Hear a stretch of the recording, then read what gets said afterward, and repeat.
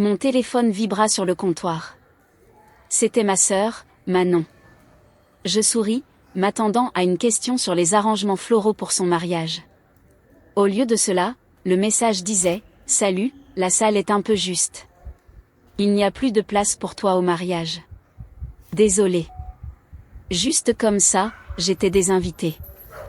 Mais ce qu'elle ignorait, c'est que ma présence était ce qui maintenait tout en place.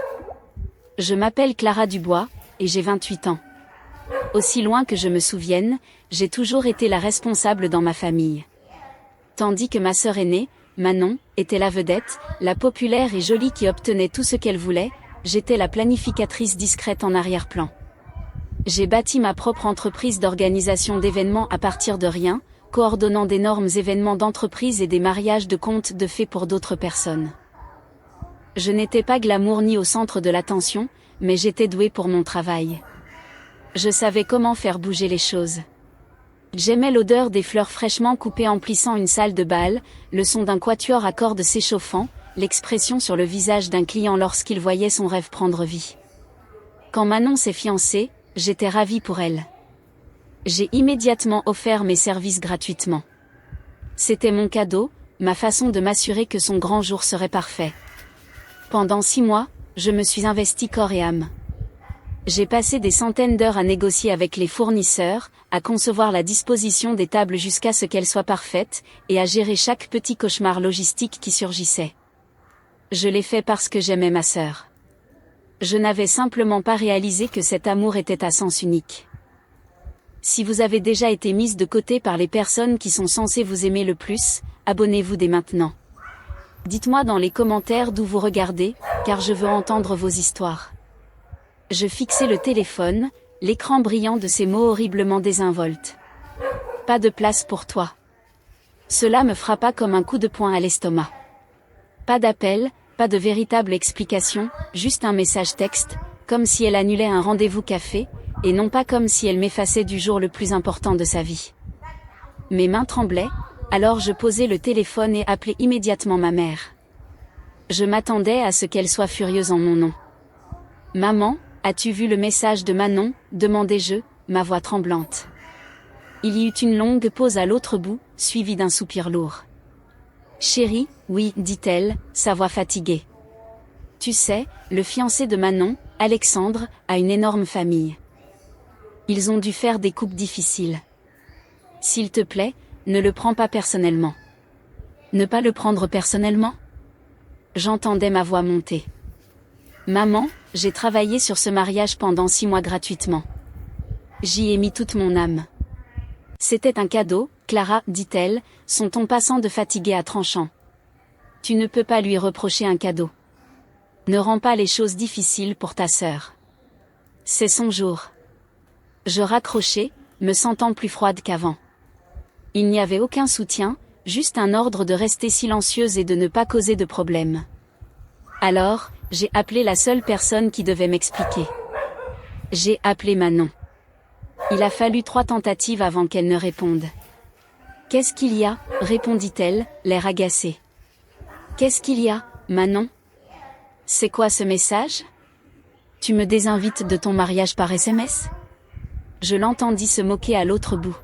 « Écoute, la cousine d'Alexandre de Lyon arrive avec ses enfants. Ses sentiments seraient blessés si elle n'avait pas de place. Tu habites à 10 minutes. Tu comprends ? C'est juste une question de chiffres. Mais j'ai tout planifié, Manon, dis-je, ma voix se brisant. J'ai choisi le traiteur. J'ai trouvé cette salle pour toi. Je t'ai obtenu une réduction sur les fleurs. Et nous sommes reconnaissants, dit-elle, sa voix dégoulinante de fausse douceur.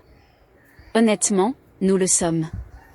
Mais la liste d'invités est la décision de la mariée, et je ne peux pas simplement désinviter la famille d'Alexandre. Ça ne ferait pas bien. J'étais sans voix. Le manque total de considération était stupéfiant. Alors que j'étais sur le point de raccrocher, elle ajouta une chose de manière si désinvolte que cela me coupa le souffle. « Oh, au fait, dit-elle, j'ai toujours besoin que tu finalises le paiement avec le fleuriste la semaine prochaine. L'acompte que tu as versé ne couvre pas la facture complète. Peux-tu t'en occuper ?» L'audace était ahurissante. Elle ne voulait pas seulement que je sois absente de son mariage. Elle s'attendait toujours à ce que je travaille pour cela et que je paie pour cela de l'extérieur. C'est à ce moment-là que quelque chose en moi a cédé. Une semaine passa dans un flou de douleur et de colère. J'essayais d'oublier, de passer à autre chose. Mais mon père appela. Sa voix était joyeuse au début, me demandant comment j'allais. Je savais que c'était un piège. Alors, la famille met de l'argent de côté pour un grand cadeau de mariage pour Manon et Alexandre, commença-t-il. Nous les aidons avec un acompte pour une maison. C'est une grande surprise. C'est gentil, dis-je, attendant la suite. Ta part est de 2000 €, dit-il comme si de rien n'était. Tu peux juste la transférer sur mon compte. Je serrai le téléphone plus fort. Papa, je ne suis même pas invitée au mariage. Son ton joyeux disparut.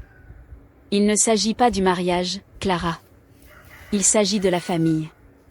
Vas-tu vraiment être aussi égoïste pour un simple problème de place ?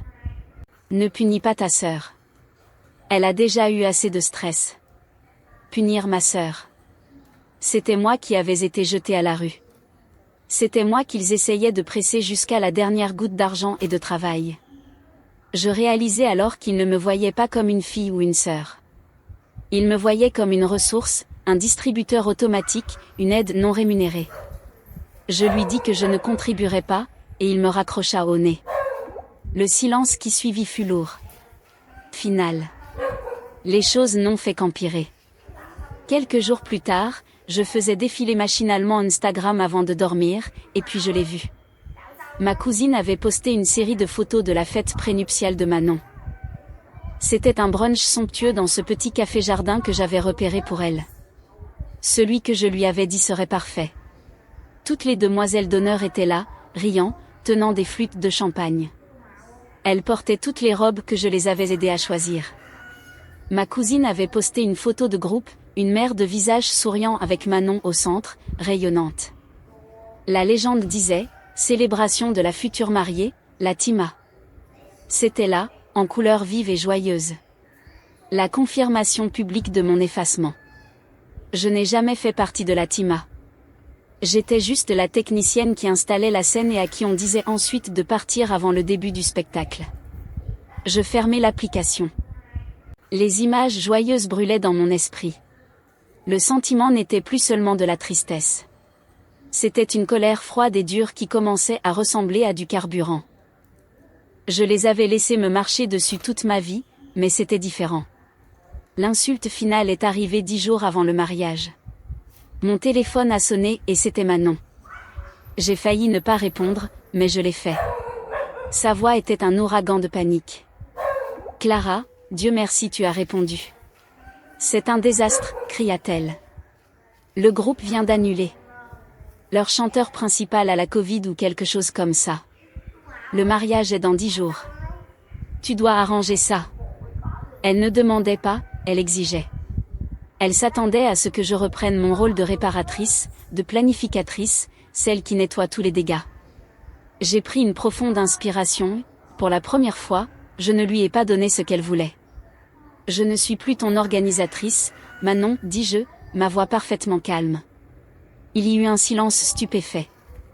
Puis sa panique se transforma en pur venin. Je n'arrive pas à croire que tu fasses ça, cria-t-elle au téléphone. Après tout ce que j'ai fait pour toi, tu es tellement incroyablement mesquine. Tu dois sûrement apprécier ça, n'est-ce pas ? Tu dois adorer que cela arrive. Je ne dis pas un mot. Je raccrochai simplement. Le clic résonna dans la pièce silencieuse. Et à ce moment-là, ma décision était prise. Je n'allais pas rester chez moi à me lamenter.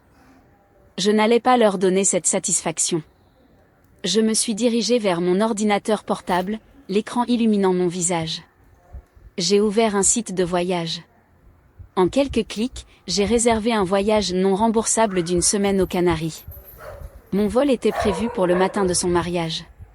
Ce que Manon et mes parents n'ont jamais compris à propos de mon entreprise, c'est que je ne me contente pas d'organiser des fêtes. Je gère les risques. Je protège mes clients et je me protège moi-même. Chaque contrat de fournisseur que je signe est une forteresse de clauses et de conditions. Ce sont des documents professionnels, juridiquement contraignants, et non des accords occasionnels. J'avais appris très tôt qu'il fallait protéger son travail.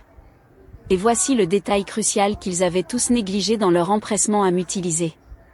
Chaque contrat pour ce mariage, la salle historique avec ses magnifiques jardins, le traiteur 5 étoiles réputé pour son menu de la ferme à la table, le fleuriste très demandé qui travaillait la pivoine avec magie, l'entreprise fournissant les nappes en soie spécialisées, avait été signé non pas par Manon ou mes parents, mais par moi. Il était signé au nom de mon entreprise, Clara Événements SARL. Les acomptes qu'ils considéraient comme mon cadeau n'étaient pas des cadeaux en espèces de mon compte personnel. C'étaient des dépenses d'entreprise payées depuis mon compte professionnel, tout enregistré et remboursé. Ils pensaient que je me plierais et accepterais l'humiliation.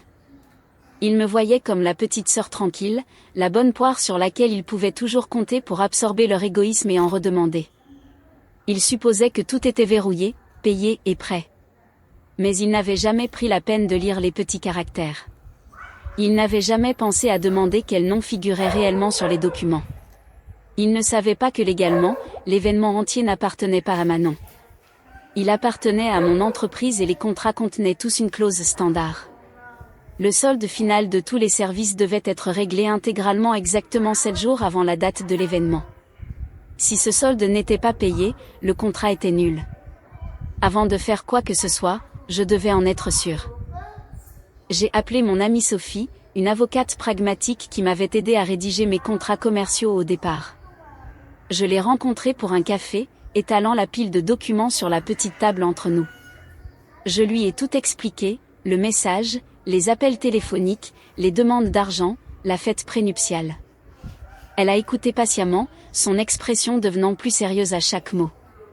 Quand j'ai eu fini, elle a pris le contrat de la salle, ses yeux parcourant la page. Elle a hoché la tête lentement. « Tu as toutes les cartes en main, Clara, dit-elle, sa voix ferme. Ces fournisseurs ont une obligation légale envers toi et seulement toi, pas envers ta sœur. Si le paiement final n'est pas effectué à la date limite, tu es tout à fait en droit d'annuler tout. Les acomptes te sont remboursables moins de petits frais administratifs. Tout est là, noir sur blanc. » Elle me regarda dans les yeux.